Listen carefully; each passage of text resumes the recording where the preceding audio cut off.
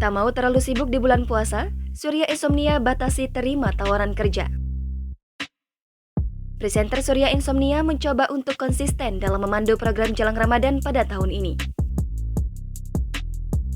Karena itu, Surya Insomnia membatasi dirinya untuk menerima tawaran kerja di bulan puasa.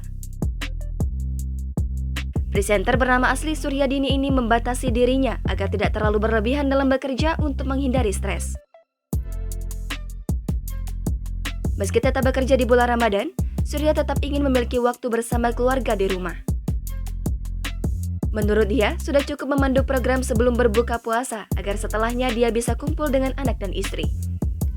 Ayah 3 anak ini menyadari keputusannya membuat dia kehilangan pekerjaan. Diketahui, pada bulan Ramadan ini Surya Insomnia hanya memandu acara pada waktu berbuka puasa pas buka. Program ini akan dibawakan Surya bersama pemandu acara lainnya, yakni Andre Taulany, Wendy Cagur, Ayu Ting Ting, dan Kiki Saputri pada pukul 16.30 waktu Indonesia Barat di Trans 7.